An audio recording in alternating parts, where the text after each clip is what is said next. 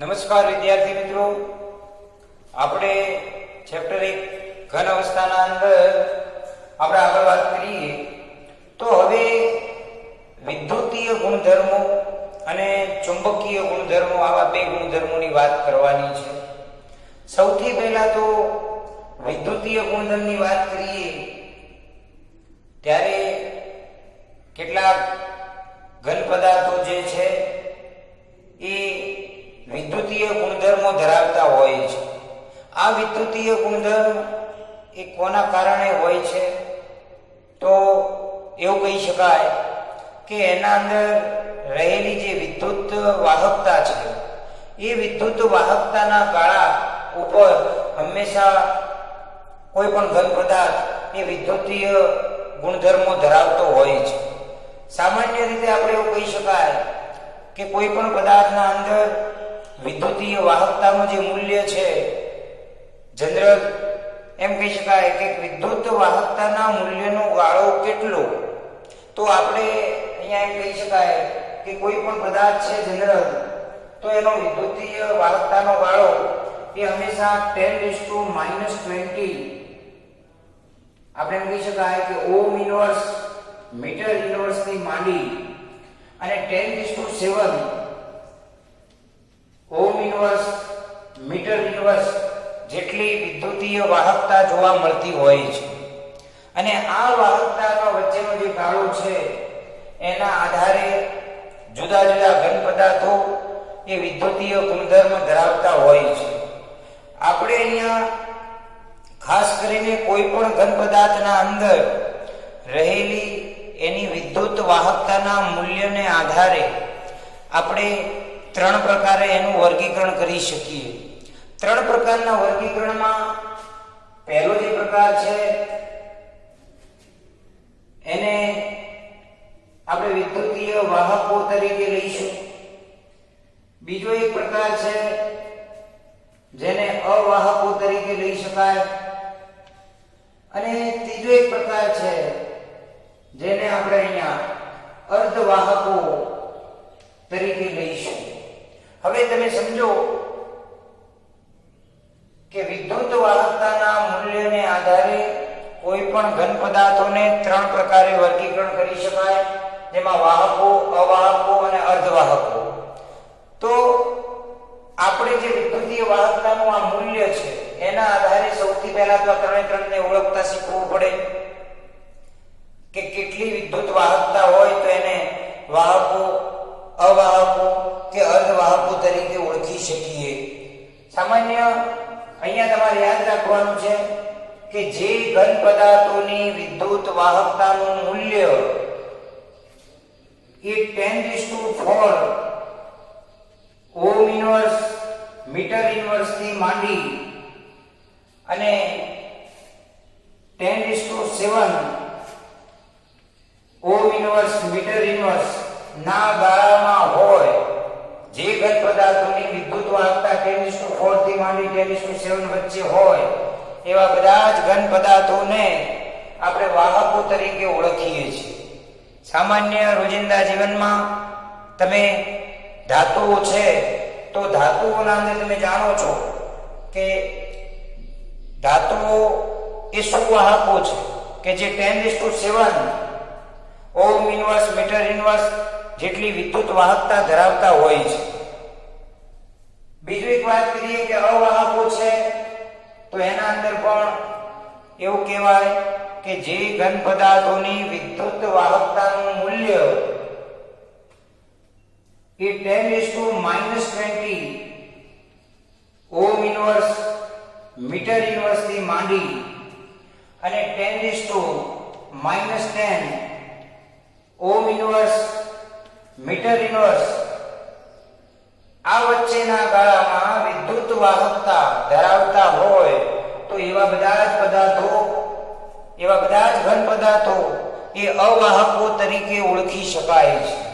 એટલે આના ઉપરથી તમે સમજી શકો કે વાહકતાના મૂલ્ય ઉપરથી આપણે એ પદાર્થને અવાહક કે કેવો ગણવો તો તમે સરળતાથી આને ગણી શકો. ત્રીજી એક વાત આપણે એ કરવાની છે આના અંદર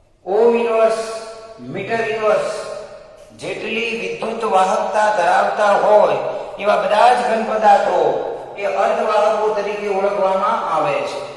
સામાન્ય આ દરેક પદાર્થોની ઘન પદાર્થોની આ રીતે ત્રણ ભાગના અંદર આપણે વર્ગીકરણ કરી શકીએ કે વાહકો કોને કહેવા?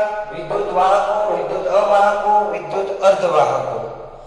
સામાન્ય આપણે જનરલ એક ટોપિકની વાત કરીએ કે ધાતુઓના અંદર તમે જાણો છો, આપણે કહી શકાય કે ધાતુઓ છે તો ધાતુઓના અંદર વિદ્યુતનું વહન કોના દ્વારા કેવી રીતે થાય?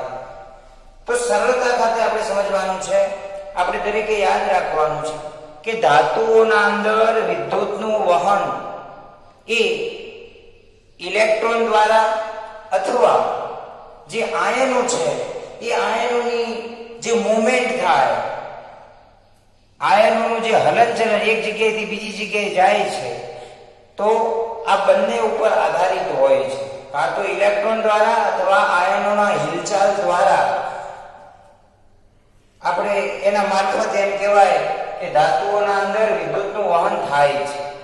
હવે આ વિદ્યુતનું વહન ખાસ કરીને બે બાબતો છે, એને પણ આપણે પ્રથમ વિભાગના અંદર એવું કહી શકાય કે વિદ્યુત વાહકો, અને બીજા વિભાગ તરીકે લેવું હોય તો વિદ્યુત વિભાજ્યો ના દ્રાવણો હોય. અને આ બંનેના આધારે ધાતુઓનું વિદ્યુત વહન થતું હોય છે. સામાન્ય રીતે એવું કહી શકાય કે ધાતુઓ એ ઘન અવસ્થાના અંદર હોઈ શકે, કોઈ પીગલિત અવસ્થાના અંદર હોઈ શકે. તો ધાતુઓ ઘન અથવા પીગલિત અવસ્થાના અંદર હોય ત્યારે એના અંદર વિદ્યુતનું વહન થતું હોય છે. તો કેટલીક ટેમ્પરેચર હેઠળ એને પીગાળી દેવામાં આવે અને એના અંદર વિદ્યુતનું વહન કરો તો પણ એ થઈ શકતું હોય છે. ખાસ કરીને આ વિદ્યુતનું વહન એ કોના ઉપર આધાર રાખતું હોય છે? તો જે ધાતુઓ છે એ ધાતુઓની અંદર જે સંયોજકતા કક્ષાના અંદર રહેલા જે ઇલેક્ટ્રોન છે, આ ઇલેક્ટ્રોનની સંખ્યા ઉપર એ હંમેશા વહન દર્શાવતા હોય છે. કેટલીક વખત આવા ઘન પદાર્થોની રચનાના અંદર આપણે વિચારીએ કે આ ઇલેક્ટ્રોન સંયોજકતા કક્ષામાં રહેલા ઇલેક્ટ્રોનના પટ રચાય છે. કેટલીક વખત આ પટ છે એ અસંત ભરેલા હોય, કેટલીક વખત એ અસંત ખાલી હોય. ત્યારે ભરેલા જે પટ છે એ ખાલી પટની સાથે જ્યારે જોડાય છે ત્યારે એના અંદર વિદ્યુતનું વહન થતું હોય છે. તો જુદા જુદા ઘન પદાર્થો એ ખાસ કરીને વાહકતા પટ અને સંયોજકતા પટ ઉપર આધાર રાખતા હોય છે. શરૂઆતના અંદર આપણે અગાઉ પણ તમે કઈ સમજી શકો કે ઇલેક્ટ્રોન એ ધાતુઓના અંદર એની સ્ફટિક જાળી રચનામાં એક જગ્યાએથી બીજી જગ્યાએ જાય છે, એટલે કે હલનચલન મૂવમેન્ટ કરે છે, ત્યારે પણ એમ કહેવાય કે એના અંદર વિદ્યુતનું વહન થાય છે. તો જનરલ ધાતુઓના અંદર ઇલેક્ટ્રોન દ્વારા અને આયનોની હિલચાલ ના કારણે આપણે હંમેશા ધાતુમાં વિદ્યુતનું વહન થતું હોય છે. પણ કેટલીક વખત આપણે સમજવું હોય કે અર્ધવાહકો છે, તો અર્ધવાહકોના અંદર આપણે વિદ્યુતનું વહન કઈ રીતે થાય? તો સામાન્ય આપણે ઉદાહરણ આપી શકીએ કે અર્ધવાહકોના અંદર હવે કોઈ પણ પહેલા તો આપણે સમજવું પડે અહીંયા કે બે બાબતો છે. એક જે છે એ એક સંયોજકતા પટ છે અને એક જે છે એ વાહકતા પટ છે. આવા બે પટ હોય છે. હવે જ્યારે સંયોજકતા પટ અને વાહકતા પટ જે બંને વચ્ચે જ્યારે જગ્યા ઓછી હોય, સમજો બે પટ હોય અને બે પટ વચ્ચે જગ્યા ઓછી હોય, તો એ જગ્યા ઉપરથી આપણે નક્કી કરી શકીએ કે અહીંયા વિદ્યુતનું વહન થઈ શકશે કે નહીં થાય? તો સૌથી પહેલા તો આપણે આ બે પટ વિશેની સમજૂતી ખબર હોવી જોઈએ કે સંયોજકતા પટ અને વાહકતા પટમાં શું હોય છે. આ કયો પટ કે જેમાં ઊર્જા ઓછી હોય, ઊર્જા વધારે હોય, કોના અંદર ઇલેક્ટ્રોન રહેલા છે, અને કયા પટના ઇલેક્ટ્રોન સામા જાય ત્યારે એ વિદ્યુતનો વાહક બનતો હોય છે. રોજિંદા જીવનના અંદર તમે જાણો છો કે તાપમાનના વધારા સાથે આ જે વિદ્યુતીય વાહકતા છે વધે છે. તો કેટલાક એવા પદાર્થો છે, ઉદાહરણ તરીકે સિલિકોન, જર્મેનિયમ, કે જે વિદ્યુતના અર્ધવાહક તરીકે વર્તે છે, એટલે કે આવા પ્રકારની વર્તણૂક દર્શાવે છે.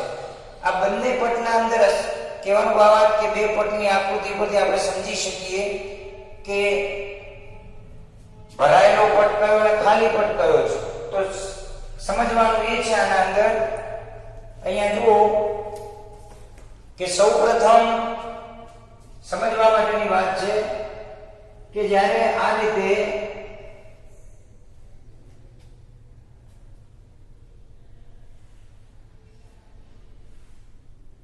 તમે સમજો, ધારો કે આ જે છે એ સંયોજકતા પટ છે અને આ જે છે એ વાહકતા પટ છે. તો જ્યારે જ્યારે સંયોજકતા પટ અને વાહકતા પટ એકબીજા સાથે તમે જુઓ જોડાયેલા જેવા લાગે છે, તો આમની વચ્ચે જે ગેપ છે એ ઓછી છે, એટલે સંયોજકતા પટમાં રહેલા ઇલેક્ટ્રોન એ વાહકતા પટમાં ખૂબ સરળતાથી જાય છે. એટલે આવા જે પદાર્થો છે એ બધા એ વિદ્યુતના વાહકો તરીકે આપણે ઓળખીએ છીએ. પણ જ્યારે કેટલીક વખત એવું બનતું હોય, તમે અહીંયા જુઓ કે આવી રચના હોય,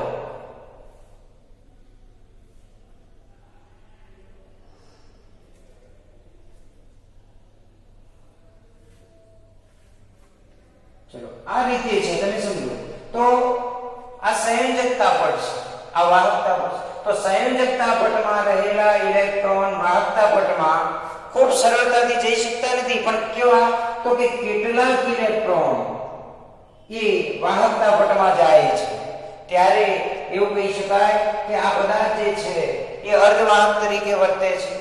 કેટલીક વખત એવું હોય કે ધારો કે આ વાહકતા પટ છે અને અહીંયા સંયોજકતા પટ છે. તો આ બંને વચ્ચે તમે જુઓ, સંયોજકતા પટ અને વાહકતા પટ વચ્ચે ખૂબ જ અંતર છે, અને આવી પરિસ્થિતિમાં સંયોજકતા પટના ઇલેક્ટ્રોન એ વાહકતા પટમાં સરળતાથી જઈ શકતા નથી. એટલે આ ઇલેક્ટ્રોન આમાં જઈ શકે નહીં. એટલે કહેવાય કે વિદ્યુતનું વહન જે ઇલેક્ટ્રોન દ્વારા થાય છે એ અહીંયા થઈ શકશે નહીં. એટલે આવા પદાર્થોના અંદર વિદ્યુત ના કેવા કહેવાય અવાહક તરીકે વર્તે છે. સામાન્ય રીતે મેં તમને વાત કરી કે સિલિકોન અને જર્મેનિયમ જેવા અર્ધવાહકો જે છે કે જેના અંદર કેટલીક વખત વધુ ઇલેક્ટ્રોનની સમૃદ્ધિ હોય, કેટલીક વખત ઇલેક્ટ્રોનની ઉણપ હોય, તો એ આપણે અશુદ્ધિઓ દ્વારા એને નક્કી કરી શકીએ છીએ. તો અહીંયા એક વાત સમજવાની છે કે આપણે ઇલેક્ટ્રોન સમૃદ્ધ અશુદ્ધિ કે ઇલેક્ટ્રોન ઉણપ અશુદ્ધિ કોને કહેવી? તો અહીંયા જુઓ એક સમજ આપીએ.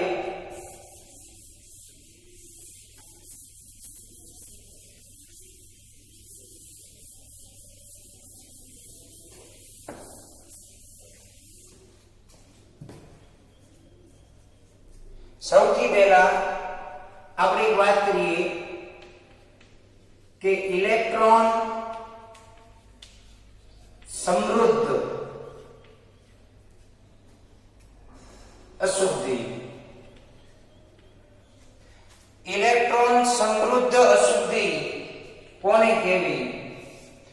તો અગાઉ મેં તમને વાત કરી કે સિલિકોન અને જર્મેનિયમ જે છે એ અર્ધવાહક તરીકે વર્તે છે. તમે દરેક જણ જાણો છો સૌથી પહેલી વાત કે સિલિકોન અને જર્મેનિયમ જે આવૃત કોષ્ટકના અંદર સમૂહ નંબર 14 ના તત્વો છે.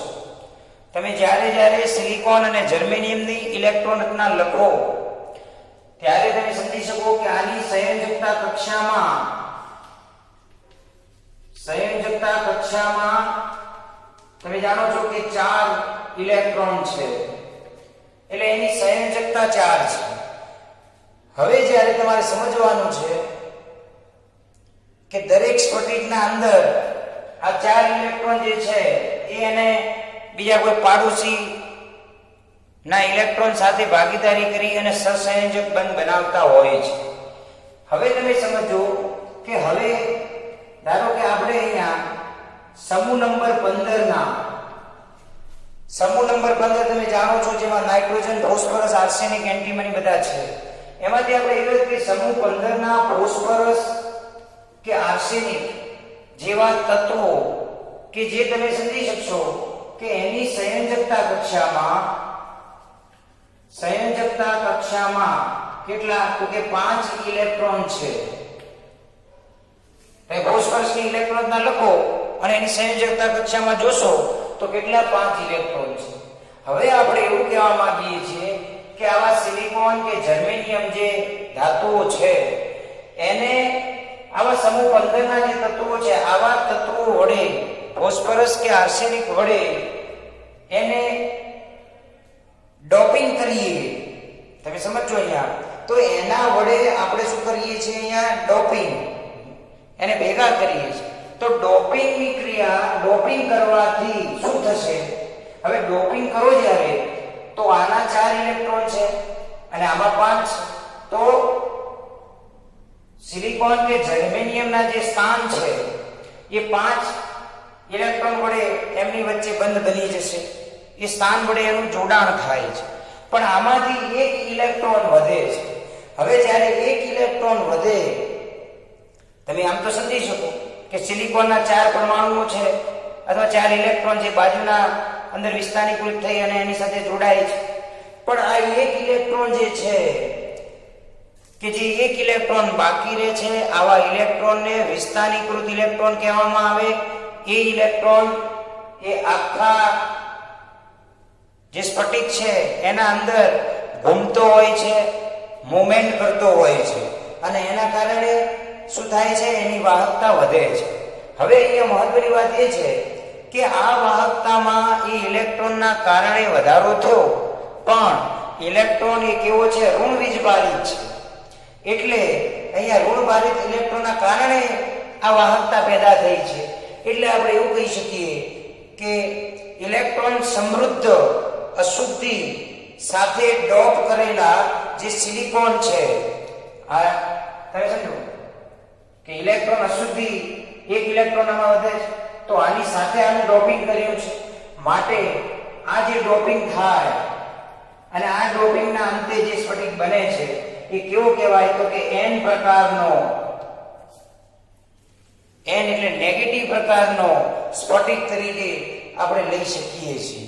હવે N પ્રકારનો સ્ફટિક એટલે કેવો? તો કહેવાનો કે N પ્રકારનો અહીંયા અર્ધવાહક કહી શકાય. સામાન્ય આપણે સિલિકોનના પરમાણુની ગોઠવણી જોઈએ તો તમે સમજી શકશો અહીંયા કે ધારો કે આ રીતે એની ગોઠવણી થયેલી છે કે જેમાં તમે કહો કે 1 2 3 અને 4 સમજવા માટે આ આકૃતિ આપણે આપીએ છીએ. તો જો આ સિલિકોનના પરમાણુઓ છે અને દરેક સિલિકોનના પરમાણુઓ આ રીતે આપણે સમજી શકશો. અહીંયા આવી આખી ગોઠવણી અહીંયા દરેક જગ્યાએ આ રીતે થયેલી હશે. તમે સમજો.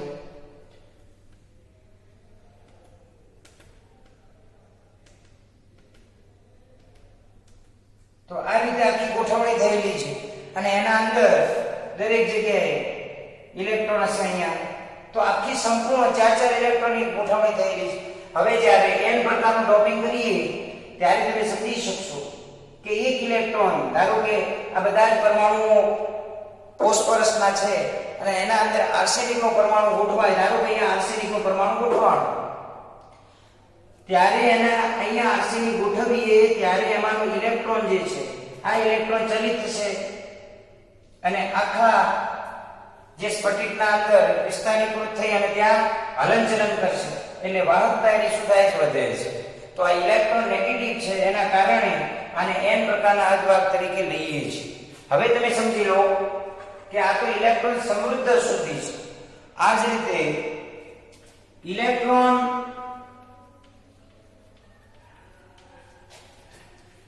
ઉણપ અશુદ્ધિ પણ હોય છે. તો આ સમૃદ્ધ છે ને આ ઉણપ છે. તો અહીંયા પણ આપણે એ જ ઉદાહરણ મૂકી શકીએ કે જ્યારે સિલિકોન અને જર્મેનિયમ જે સમૂહ નંબર 14 ના તત્વો છે, તો આવા સિલિકોન અને જર્મેનિયમના અંદર સમૂહ નંબર 13 કે જેમાં બોરોન, એલ્યુમિનિયમ, ગેલિયમ જે તત્વો છે, તો સિલિકોન કે જર્મેનિયમનું ડોપિંગ આવા બોરોન, એલ્યુમિનિયમ કે ગેલિયમ વડે કરવામાં આવે ત્યારે જે સ્ફટિકો બને છે એ બધા જ ઇલેક્ટ્રોન ઉણપ ધરાવતા સ્ફટિકો કહેવામાં આવે છે. અહીંયા એક ઇલેક્ટ્રોન ઓછો છે ત્યારે ઇલેક્ટ્રોનની અહીંયા કહેવાનો વાત જે જગ્યા છે એ ઇલેક્ટ્રોન ગુમ થયેલો છે અને એના કારણે એની સ્ફટિક જાળી રચનાના અંદર ઇલેક્ટ્રોન છિદ્ર પેદા થાય છે અને આ ઇલેક્ટ્રોન છિદ્ર અથવા ઇલેક્ટ્રોન નીકળી જાય છે એટલે એને ઇલેક્ટ્રોનની રિક્તતા પણ કહી શકાય. રિક્ત એટલે ખાલી જગ્યા જ છે અહીંયા. હવે તમે સમજી લો આ ખાલી જગ્યાના અંદર શું થાય છે? તો કે પાડોશમાંથી જે ઇલેક્ટ્રોન છે એ ઇલેક્ટ્રોન આવી અને એ છિદ્રને શું કરે છે? ભરી નાખે છે. અને આ છિદ્ર ભરે ત્યારે મૂળ સ્થાનના અંદર તમે જુઓ કે મૂળ સ્થાનના અંદર ઇલેક્ટ્રોન છિદ્ર છોડીને આવે છે. એટલા માટે આપણે એવું કહી શકાય કે ઇલેક્ટ્રોન છિદ્ર નહીં ભરાયેલા ઇલેક્ટ્રોન છિદ્રની વિરુદ્ધ દિશામાં ગોઠવાય છે અને આખો સ્ફટિક કે જેના અંદર તમે જુઓ કે આપણે મેં તમને વાત કરી કે સિલિકોન કે જર્મેનિયમનું ડોપિંગ બોરોન કે એલ્યુમિનિયમ વડે કરીએ ત્યારે આની સંયોજકતા કક્ષામાં કેટલા ઇલેક્ટ્રોન છે? 4. જ્યારે બોરોનની સંયોજકતા કક્ષાના અંદર તમે વિચારો તો બોરોન 5 છે, 1s2 2s2 2p1 સંયોજકતામાં કેટલા છે? 3. તો આના અંદર 3 છે. આનું ડોપિંગ આના વડે કરીએ ત્યારે એક ઇલેક્ટ્રોન ઓછો છે. હવે એક ઇલેક્ટ્રોન ઓછો છે ત્યારે આપણે એમ કહી શકાય કે આ જે છિદ્રો વડે રોકાયેલા છે ઇલેક્ટ્રોન એ કઈ બાજુ? તો ઋણ ભારિત જે પ્લેટ તરફ એ શું ખસે અને એના કારણે આપણે એવું કહી શકાય કે એક ઇલેક્ટ્રોન ઓછો હોવાના કારણે આવા પ્રકારના અર્ધવાહકને p પ્રકારના, p એટલે પોઝિટિવ પ્રકારના અર્ધવાહક તરીકે લઈએ છીએ. અહીંયા પણ એ જ રીતે તમે સમજાવી શકો, પણ આની રચનાના અંદર આ જે રચના છે એ જ રીતે ધારો કે આ સ્ફટિક છે એના અંદર 1 2 3 આટલા પરમાણુ ગોઠવાયેલા છે સિલિકોનના, તમે સમજી શકશો. અહીંયા આ રીતે જે ગોઠવણી છે એ જ રીતે આ જે ગોઠવણી એ જ રીતે અહીંયા છે. પણ પ્રશ્ન માત્ર એક જ છે કે ધારો કે બધા સિલિકોનના પરમાણુના અંદર આપણે એવું કહીએ કે અહીંયા બોરોનનો પરમાણુ ગોઠવાય ત્યારે એની આજુબાજુ જે તમે જુઓ કે અહીંયા દરેક જગ્યાએ આ રીતે ઇલેક્ટ્રોન હશે. હવે અહીંયા એક ઇલેક્ટ્રોન ક્યાં છે? વિસ્થાનીકૃત થયેલો છે. અહીંયા વિસ્થાનીકૃત થતો નથી. એક ઇલેક્ટ્રોન એની જગ્યાએ છે ધન છિદ્ર. અહીંયા એની ઉણપ છે. જ્યાં ઉણપ પેદા થાય છે ધન છિદ્ર કહેવામાં આવે એને. અહીંયા છિદ્ર પેદા થયેલું છે અને બાજુમાં અહીંયા શું છે? ઇલેક્ટ્રોન છે. આ ઉણપ છે અને એના કારણે આ જે છે આવા પ્રકારનો સ્ફટિક એને p પ્રકારના અર્ધવાહક તરીકે ઓળખીએ છીએ. આવા પ્રકારની જે અશુદ્ધિ છે જેને ઇલેક્ટ્રોન ઉણપ અશુદ્ધિ તરીકે ઓળખીએ છીએ. હવે એક બીજી વાત કરવાની છે કે આવા પ્રકારના જે n અને p પ્રકારના જે અર્ધવાહકો છે એ અર્ધવાહકોનો રોજિંદા જીવનમાં જુદી જુદી જગ્યાએ આપણે એનો ઉપયોગ કરીએ છીએ. ખાસ કરીને ઇલેક્ટ્રોનિક સાધનો છે તો ઇલેક્ટ્રોનિક સાધનોની બનાવટના અંદર આવા n પ્રકારના અને p પ્રકારના અર્ધવાહકોનો ઉપયોગ થાય છે.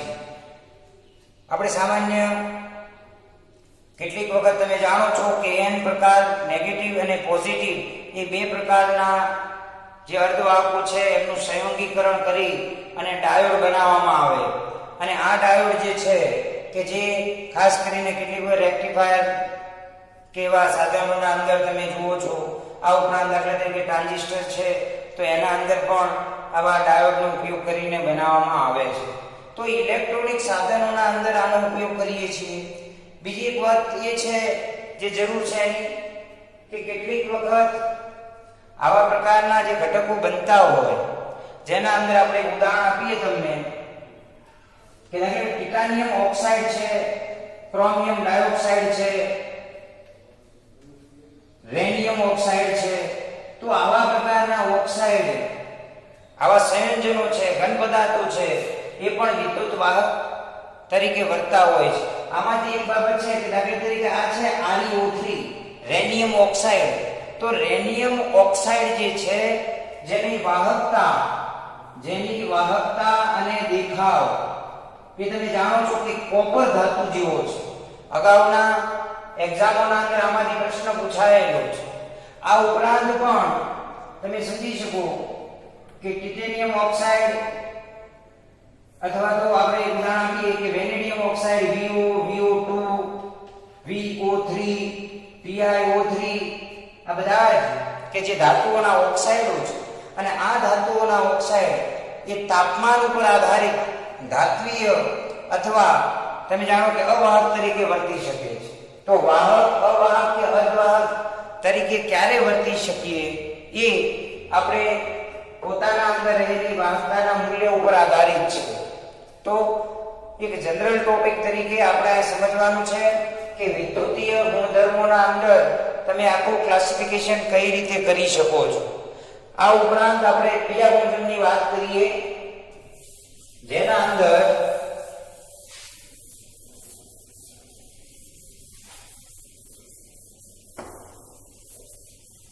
ચુંબકીય ગુણધર્મોની વાત કરવાની છે. વિદ્યુતીય ગુણધર્મો પછી આપણે ચુંબકીય ગુણધર્મો જે છે એની વાત કરીએ. તો સૌથી પહેલા તમે દરેક જણ જાણો છો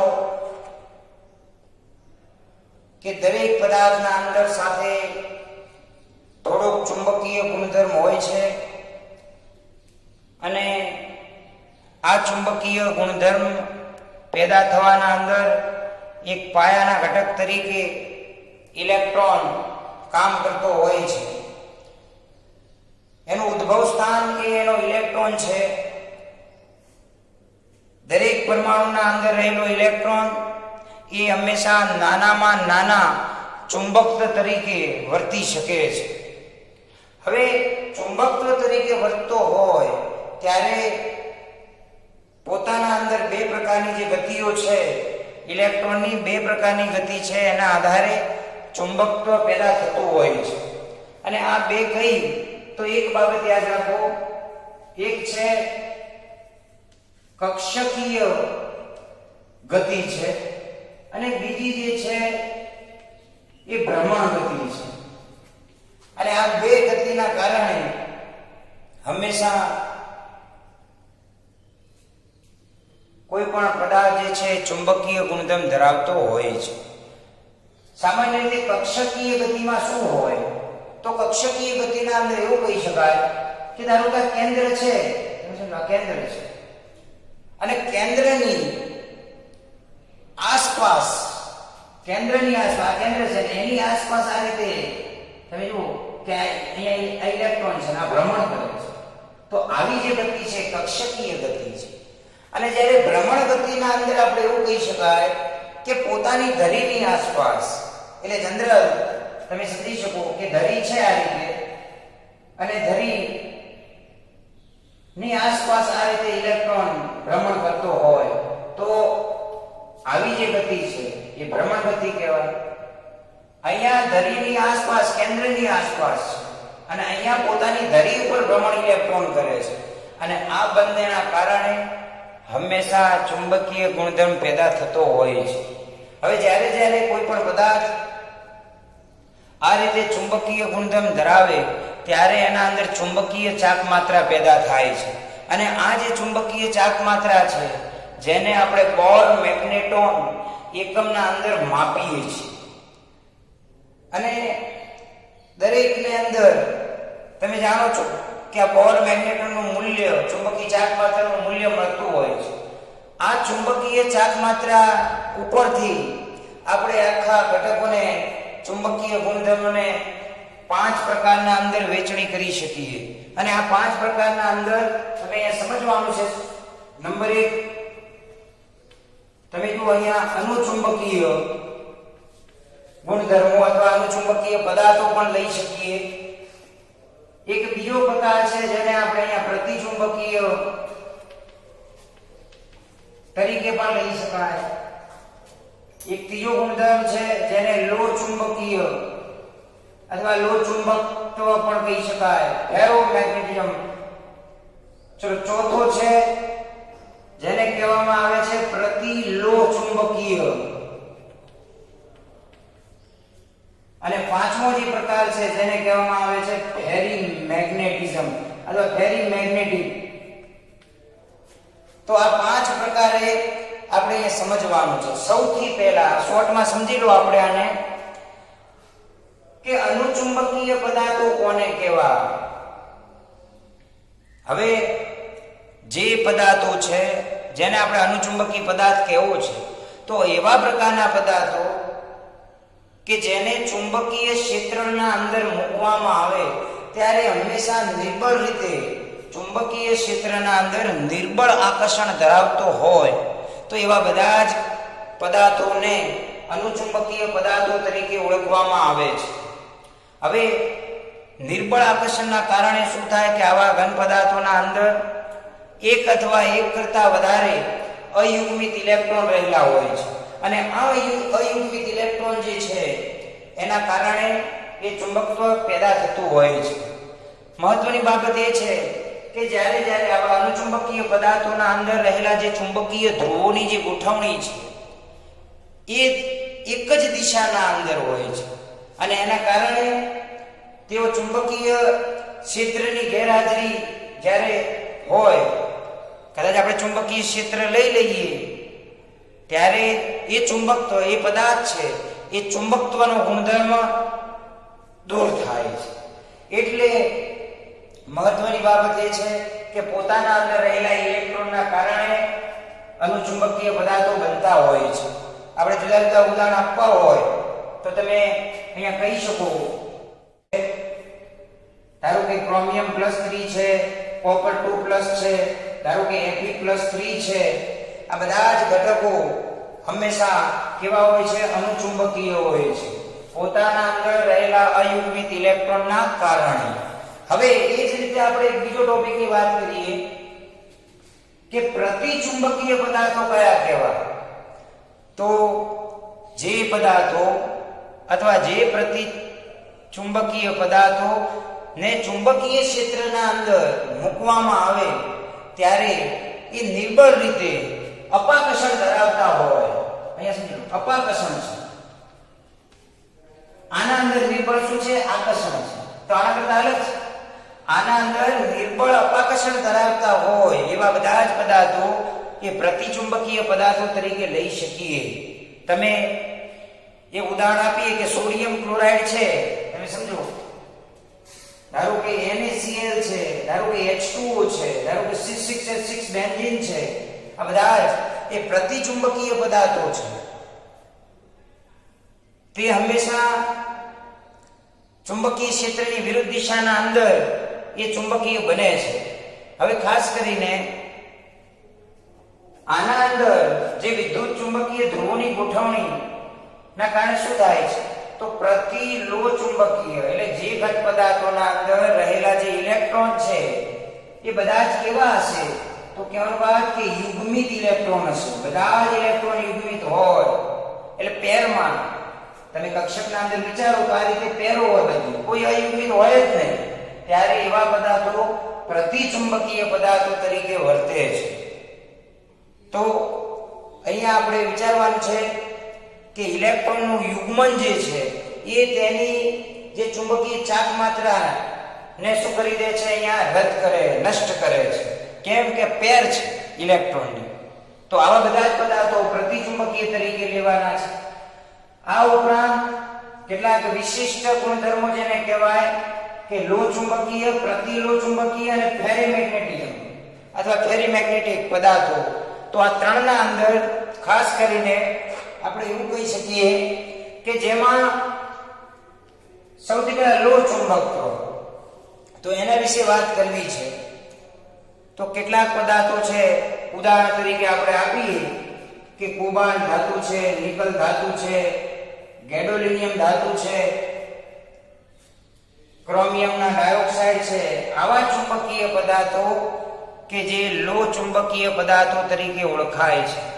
આવા પદાર્થોની જે વિદ્યુત ધ્રુવોની દિશા, જેને આપણે ડોમેન કહીએ છીએ, તો આ ડોમેનની જે રચના છે એ ચુંબકીય ક્ષેત્રના અંદર કોઈ એક જ દિશાના અંદર, એટલે કે બધા ધ્રુવો જે છે, હું એમ કહું કે ધારો કે આ આખા ક્ષેત્રના અંદર રચના વિચારીએ તો ધારો કે આ રીતે ધ્રુવો છે બધા, તો આ બધા કેવા? તો કે એક દિશાના અંદર ગોઠવાયેલા. ડોમેન કોઈ એક દિશાના અંદર ગોઠવાયેલી છે અને જેના કારણે આ પદાર્થો લો ચુંબકત્વ ધરાવે છે.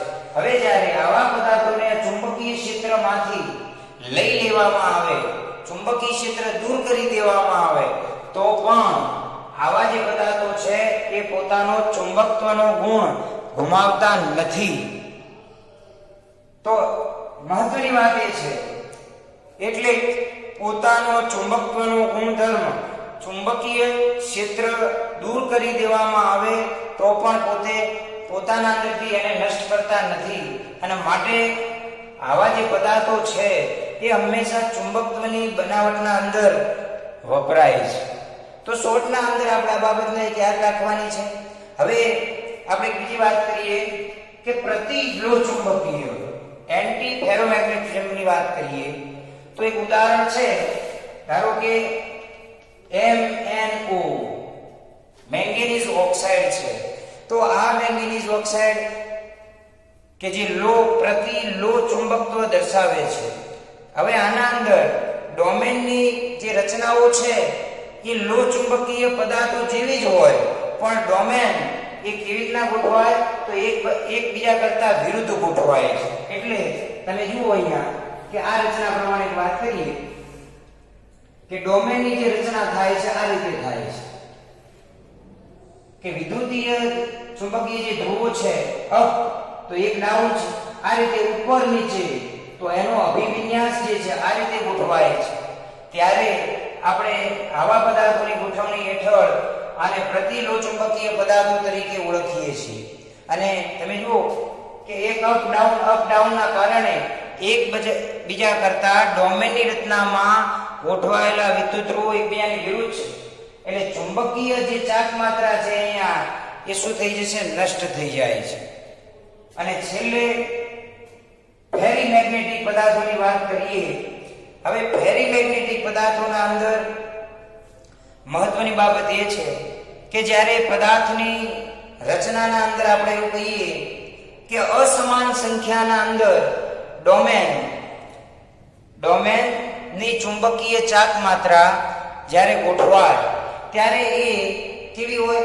ચુંબકીય ચાક માત્રાને સમાંતર અને બિન સમાંતર દિશાઓના અંદર અલગ અલગ સંખ્યાના અંદર ગોઠવાયેલી હોય તો એને ફેરોમેગ્નેટિઝમ કહેવાય. ઉદાહરણ તરીકે આ રીતે બનશે. તમે જુઓ કે આવી રચના છે, અહીંયા આપણે આ રીતે ગોઠવણી કરીએ, સમજજો બરાબર. તો ડોમેનમાં સમાંતર તો બધા જ હોય. ધારો એક અપ છે તો અહીંયા ડાઉન આ રીતે છે. ધારો કે એક અપ છે તો અહીંયા કેવા ડાઉન છે. તો એક સમાંતર આ દિશાના અંદર તમે જુઓ જે ગોઠવાયેલા છે એના કરતા આ દિશાના અંદર પણ કેટલી સંખ્યામાં? તો આના કરતા આની સંખ્યા જુદી છે.